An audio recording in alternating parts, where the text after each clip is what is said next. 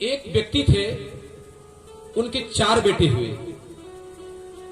तो उनके 4 बेटे जब तक माता पिता रहे तो 3 बेटों का विवाह हो गया था, चौथा बेटा छोटा था और चौथा बेटा इतना भोजन करता था कि घर के सदस्य जितने में आधे में घर के सदस्य निपटते थे भोजन में और आधा अकेला बेटा खा लेता था। फिर भी वो कहता जाए कि दाने दाने पे लिखा है खाने वाले का नाम, तो उसका बड़ा भाई कहता है दाने दाने पे नहीं, ये कहो बोरे बोरे पे लिखा है खाने वाले का नाम। इतना वो खाता था। लेकिन अब माता पिता जब तक रहे तब तक भोजन कराया। एक दिन माता पिता को संसार छोड़ करके जाना पड़ा प्यारे। जब चले गए तो भाई अब भरत जैसे नहीं रहे जो अपने भाई के लिए जंगल में चले जाएं, वन को चले जाएं भैया को मनाने के लिए। वैसे भाई भी नहीं है, बिरले मिलेंगे। तो भाइयों ने अलग कर दिया कि जा, मैं इतना भोजन नहीं तुझको दे पाऊंगा, क्या करूं? तो किसी ने कहा कि एक ही केवल उपाय है, तू मंदिर को चला जा और मंदिर में ठाकुर जी की सेवा करना और वहां भगवान का प्रसाद पाना। लोगों ने उसका नाम रख दिया पेटू राम। इतना खाता था, उसका नाम पेटू राम रख दिया कि जो कुछ सब पेट के लिए। अब भाई वो मंदिर को चला गया। मंदिर को गया, मंदिर में गुरुजी अपने महात्माओं अपने चेलों के शिष्यों के साथ रहते थे। भाइयों ने कहा मेरा ये भाई है छोटा, कुछ काम करता नहीं तो मंदिर में भगवान की सेवा करेगा, इसमें इसका मन लग जाएगा, ये भी कुछ बन जाएगा।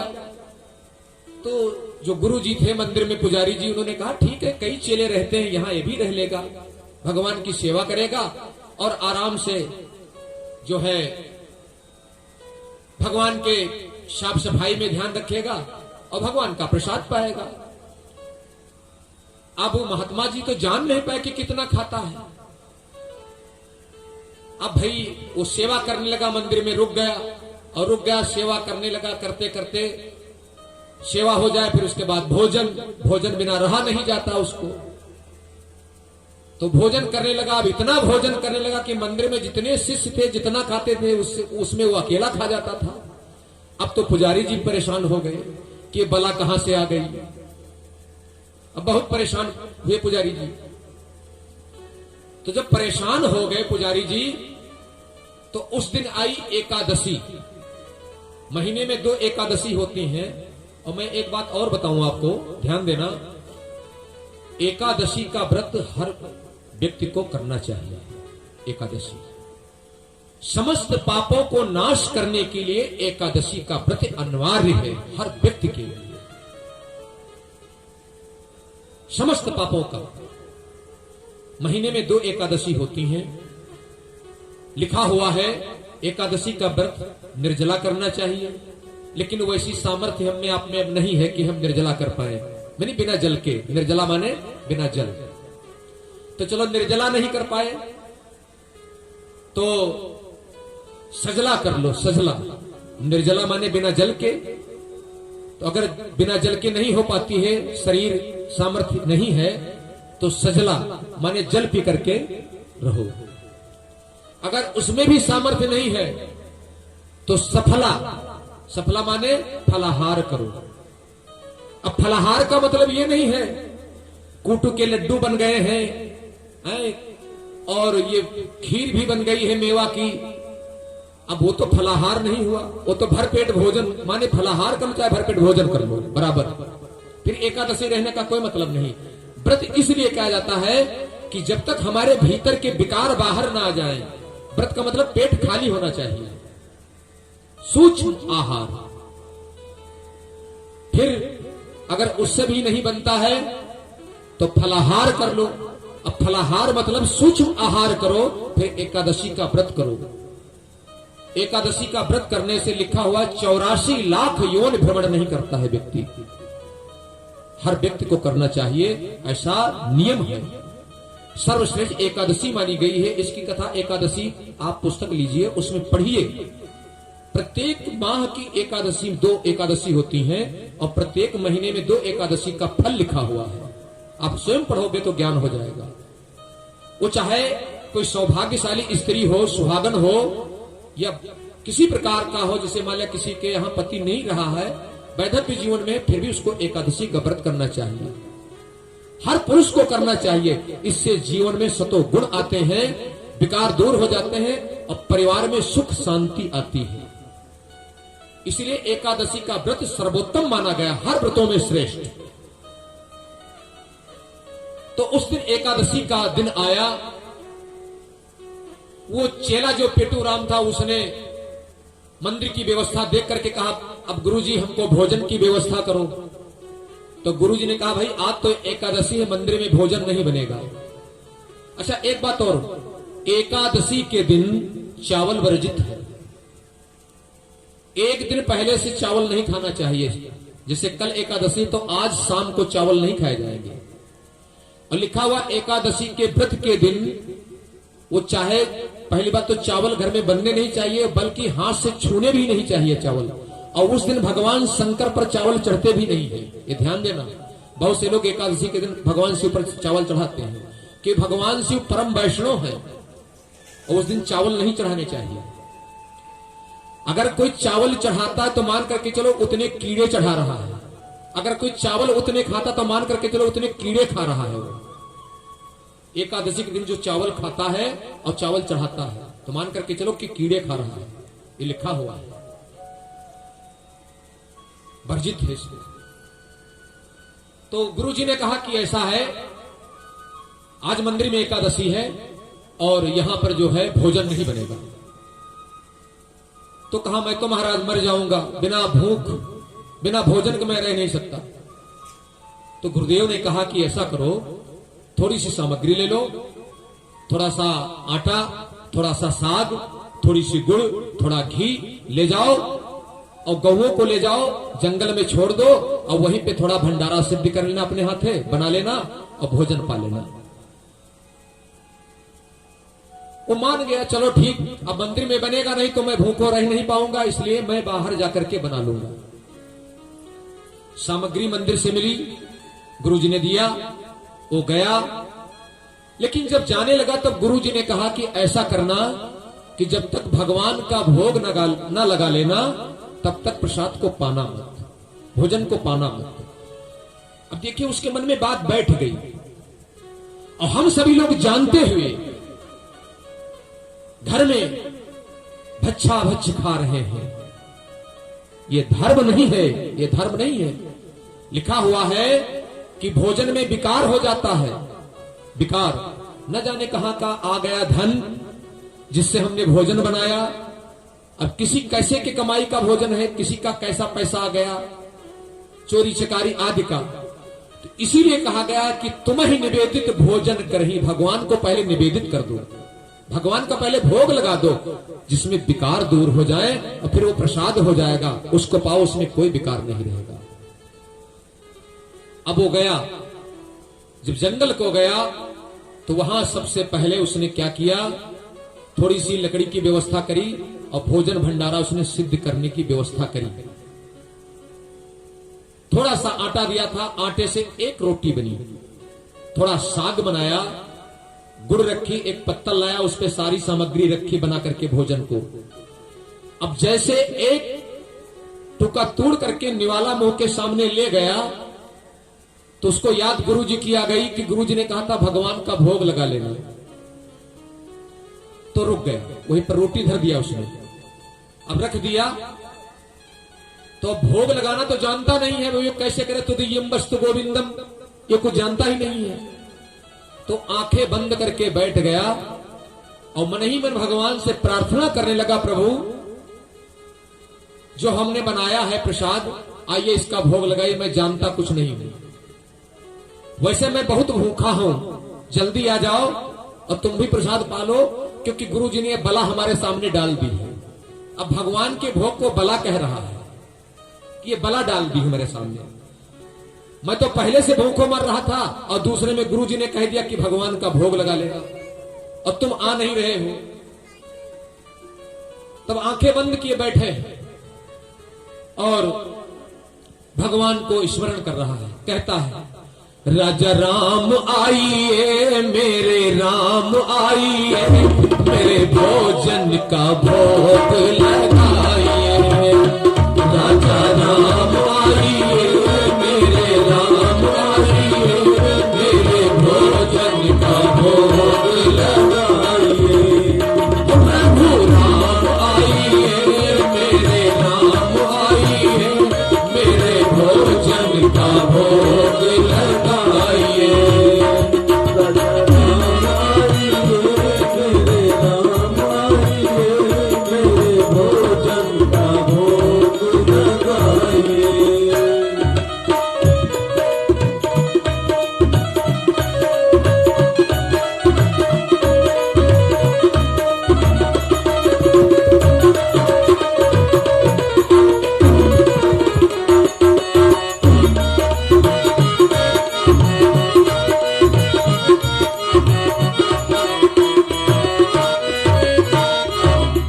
भगवान नहीं आए तो कहता क्यों आओगे, मंदिर में तुम्हारे तो बड़े ठाठ हैं। इस रूखी रोटी पर क्यों आओगे, मंदिर में बड़े ठाठ हैं। वहां 56 प्रकार का भोजन मिलता है, तो मंदिर में तो ठाठ है, यहां नहीं आओगे। तो वो कहता है भूल करो आचमनी अर्घान आरती, यहां यही मेहमानी। आचमनी अर्घान आरती, यहां यही मेहमानी। आचमनी अर्घान आरती, यहां यही मेहमानी। आचमनी अर्घान आरती, यहां यही मेहमानी। रूखी रोटी पाओ प्रेम से, रूखी रोटी पाओ प्रेम से। पियो नदी का पानी, पियो नदी का पानी। हो राजा राम आइए मेरे राम आइए, मेरे भोजन का भोग लगाइए। राजा राम आइए मेरे राम आइए, मेरे भोजन का भोग लगाइए। राजा राम आइए मेरे राम आइए, मेरे भोजन का भोग लगाइए। भगवान नहीं आए। अब आंखें खोले, फिर देखे, फिर पेट की तरफ देखे, नहीं आए भगवान। कहता है जानता हूं जानता हूं, हमने जो कह दिया तुम्हारे ठाठ है इसलिए नहीं आ रहे हो। तो वो कहता महाराज एक और बात है, हम समझ रहे हैं तुम जिस चक्कर में हो कि यहां रूखी रोटी नहीं पाएंगे, मंदिर में खाएंगे जाकर के 56 प्रकार का भोजन, वहां व्यवस्था नहीं है महाराज। क्या है? अरे वो कहता भूल करोगे यदि तज दोगे, भोजन रूखे सूखे। भूल करोगे यदि तज दोगे, भोजन रूखे सूखे। भूल करोगे यदि तज दोगे, भोजन रूखे सूखे। भूल करोगे यदि तज दोगे, भोजन रूखे सूखे। एकादशी आज मंदिर में, एकादशी आज मंदिर में, बैठे रहोगे भूखे, बैठे रहोगे भूखे। राजा राम आइए मेरे राम आइए, मेरे भोजन का भोग लगाइए। राजा राम आइए मेरे राम आइए, मेरे भोजन का भोग लगाइए। राजा राम आइए मेरे राम आइए, मेरे भोजन का भोग लगाइए। राजा राम आइए मेरे राम आइए, मेरे भोजन का भोग लगाइए। अब जब ये कहा कि महाराज आज वहां भी व्यवस्था नहीं, वहां एकादशी है, ये भी छोड़ दोगे तो वहां नहीं पाओगे। भगवान ने जाना कि ये भक्त बड़ा हठी है, क्योंकि अगर कोई ज्ञानी होता तो भगवान इतनी सहज में नहीं मिलते हैं। लेकिन अज्ञानी था, उसको ज्ञान नहीं था कि भगवान कौन है। वो जानता था कोई साधारण मानव है। भगवान आ गए, भगवान राम और माता जानकी दोनों आ गए। और जब आ गए, आओ भैया ने विराजो। दोनों आ गए। अब खाने वाले तीन और रोटी एक बनाई थी उसने। बैठो भैया। अब रोटी एक, खाने वाले 3, तो सबसे पहले भगवान की तरफ देखे, फिर रोटी की तरफ देखे। तो भगवान ने पूछा, भैया क्या बात है? कहा, नहीं महाराज, कोई नहीं, कोई बात नहीं। बात क्या है? अब आए हो तो भोजन पाओगे ही। अब उसको समझ में आया कि आज मैं भूखों फिर मर गया। अब 2 लोग यही है, तीसरे में मैं हूं और रोटी एक है, कैसे मिलेगी व्यवस्था? मैं तो भूखों मर जाऊंगा। लेकिन आ गए हो तो खाओ खाओ प्रभु खाओ, क्या बताएं, खाओ। तो 3 टुकड़े बनाए उस रोटी के, एक भगवान राम ने, एक माता जानकी ने, एक स्वयं उसने। खा करके जब भगवान जाने लगे तो कहा, भक्तराज, अगली एकादशी को हम थोड़ा ज्यादा लोग आएंगे, हम चारों भैया आएंगे। वो कहता है भगवान से, महाराज हमारे गुरुदेव ने बड़ी मुसीबत हम पर डाल दी। कहां भली प्रकार से मैं भोजन कर रहा था और बीच में आपको शामिल कर दिया, मैं तो भूखों मर रहा हूं। अभी तक उसको ज्ञान नहीं है कि ये भगवान है और भगवान भी उसकी परीक्षा ले रहे हैं। लेकिन हठी था, मानता था बात को। ये तो कहता था मैं भूखों मर रहा हूं, लेकिन खाता नहीं था। फिर एकादशी आई, फिर गुरुजी ने सामग्री देने की व्यवस्था करी। तो गुरुजी से कहता, गुरुजी आज भगवान ज्यादा आएंगे, थोड़ी व्यवस्था और बढ़ा देंगे। तो गुरुजी ने सोचा मन में कि ये थोड़ा भूखा रह जाता होगा, क्योंकि ज्यादा खाता है इसलिए भूखा रह जाता है। तो शिष्य से कहा, थोड़ा और इसकी व्यवस्था बढ़ा दो। थोड़ी सामग्री और बढ़ गई। अब जंगल में आया, उसी प्रकार से उसने व्यवस्था करी, सारी व्यवस्था करके फिर रोटी बनाई 2, और फिर उसी प्रकार से भगवान का भोग लगाने लगा। और जब भोग लगाने लगा तो अब कितने लोग आए? चारों भैया, माता जानकी और हनुमान जी, और छठे में अपना हुआ। रोटी बनी 3, खाने वाले 6। फिर आंखें खोली, देखा दिव्य दरबार सामने खड़ा हुआ है। भगवान से कहता है, ये तो नहीं बनेगा महाराज, आज हमको फिर भूखों मरना पड़ेगा लगता है। भगवान ने कहा, चलो ठीक, कोई बात नहीं। 6 भाग में 3 रोटियों को बांट दिया। भगवान प्रसाद पा करके फिर जब जाने लगे तो कहा, भक्तराज, अब अगले महीने की जो एकादशी आएगी उसमें थोड़ा ज्यादा सामग्री लाना, हम और शिष्यों के साथ में आएंगे। उसने कुछ कहा ही नहीं, सुनता रहा, वापस आया। फिर एकादशी जब आई तो गुरुजी से कहता है, गुरुजी आज हमारे भगवान बहुत ज्यादा लोग आने वाले हैं। अब गुरुजी के मन में कपट हो गया, किसका मतलब ये दुकान पर कहीं बिक्री कर रहा है, ये कहीं बेच लेता रास्ते में, ये चोरी करता है। सामग्री बढ़ा करके देते, लेकिन गुरुजी पीछे पीछे चल रहे हैं, उसके आगे आगे जा रहा है। वो जंगल में उसी स्थान पर गया जहां भगवान नित्य आते थे। आज उसने क्या किया? आज भोजन बनाया ही नहीं। वो कहने लगा, जब मुझको भूखों ही मरना है तो हम दूसरे के लिए क्यों भोजन बनाए? भोजन बना के हम रखते खा जाते हैं ये, तो उसने भोजन ही नहीं बनाया। आज जब भोजन नहीं बनाया तो भगवान ने बड़ी देर तक इंतजार किया कि चलो अब पुकार करे, अब पुकार करे, अब पुकार करे, लेकिन उसने पुकार ही नहीं किया। तो भगवान ने सोचा कि ये बनेगा नहीं, चलो चल करके चलते हैं, देखते हैं क्या होता है। अब वहां पहुंचे तो देखा वो बैठा है और सामग्री सब ऐसे रखी है।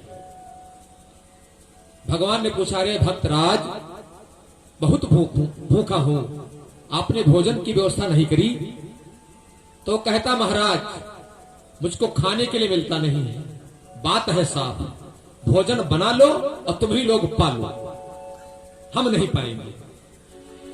तो भगवान ने कहा, इतना नाराज क्यों हो? भगवान ने कहा, ठीक है तुम बैठो। हनुमान जी से कहा, हनुमान जी जाओ लकड़ी की व्यवस्था करो। हनुमान जी लकड़ी की व्यवस्था कर रहे हैं। माता जानकी से कहा, तुम रसोई की व्यवस्था करो। माता जानकी रसोई की व्यवस्था कर रहे हैं। लक्ष्मण जी से कहा तुम पानी लेकर के आओ, जल लेकर के आओ। लक्ष्मण जल लेने के लिए गए हैं। भरत शत्रुघ्न से कहा तुम शाक की व्यवस्था करो। अब सारी व्यवस्था होने लगी।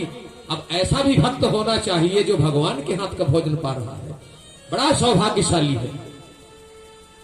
क्षण मात्र में भोजन बनकर के तैयार हुआ, लेकिन फिर भोजन बना तो सामग्री के हिसाब से अब खाने वाले हो गए 10, रोटी बनी 5, यानी आधा ही रहा। लेकिन भगवान ने अब कृपा कर दी, उसके पर हाथ रख दिया। जब प्रसाद देना, जब भोजन पाने लगे भगवान, तो कहा भक्तराज जी मेरे हाथ से निवाला को पाओ। और जैसे दिया, वो जो क्षुधा रही वो चली गई। उसका ज्ञान हो गया कि अरे ये तो ब्रह्म है, तो भगवान है, मैं कहां भटक रहा था। उसी दिन से उसकी प्यास, उसकी क्षुधा समाप्त हो गई। एक प्यास लग गई जो भक्ति भाव की थी। अब वो भगवान से बातें कर रहा है, लेकिन गुरुजी पीछे झाड़ी से देख रहे हैं, एक जंगल की झाड़ी में छिप करके देख रहे हैं। क्या पागल हो गया है क्या, जो पागलों जैसी बातें कर रहा है। अब गुरुजी से यही बार बार कहता है ये कौन है, किससे बात करता है। उसने जान लिया कि और कोई नहीं, मेरे गुरुजी मेरे पीछे लगे हैं। तो भगवान से प्रार्थना करता है, महाराज